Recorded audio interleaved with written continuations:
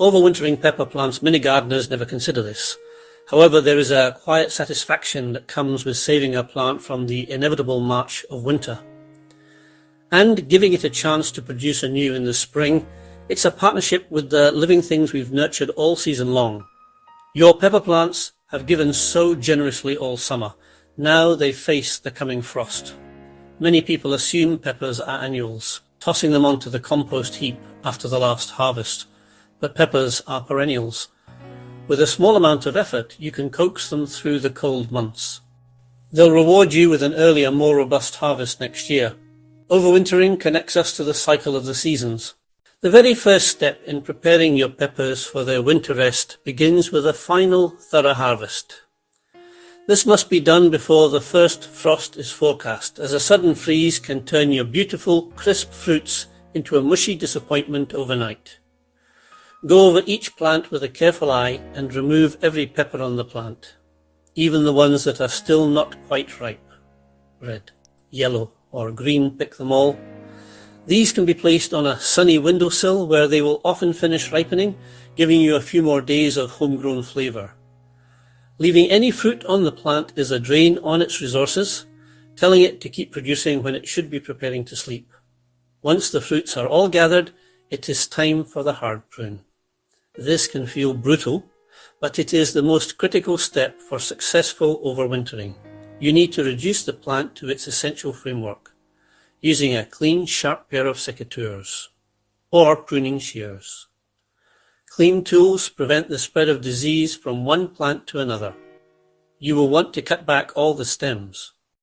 Now comes the big move, bringing your plants indoors if they are grown outside. For those peppers grown in containers, the next stage is simply a change of scenery. Their portability is a great advantage. The ideal time to move them is after you have pruned them, but before that first hard frost bites. A light, fleeting frost might be survivable, but a deep freeze will damage the roots even in a pot. You are looking for a new home for them that is cool but not freezing. A frost-free greenhouse or a sheltered porch. An unheated garage or a cool cellar avoid the warm, dry conditions of a centrally heated house, which can confuse the plant and encourage weak, spindly growth. The perfect indoor environment mimics a gentle, protected winter. Keep temperatures between 5 to 10 degrees Celsius, 40 to 50 degrees Fahrenheit. Light isn't a primary concern now. The leafless, dormant plant isn't photosynthesizing. A spot with low light is fine. Before final placement, check drainage holes to ensure they're not blocked. Good drainage is crucial. A shelter from the storm-protecting plants left outside. If your pepper plants are growing directly in the ground, unless they are already indoors.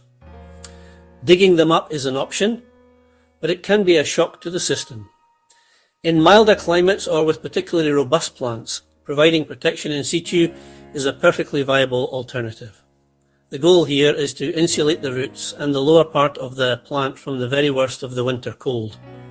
The process should begin after your final harvest and pruning, just as you would for a potted plant. Cut the plant back hard, leaving just a few strong woody stems. This reduces the amount of plant matter that is exposed to damaging winds and frost. The most important material for in-ground protection is mulch. A thick blanket of organic matter provides incredible insulation for the soil, keeping the root zone from freezing solid. You can use whatever you have to hand: straw, fallen leaves, well-rotted compost, or even bracken. Apply a generous layer around the base of the pruned plant, creating a protective mound. This will protect the plant over winter and ensure early growth in the spring.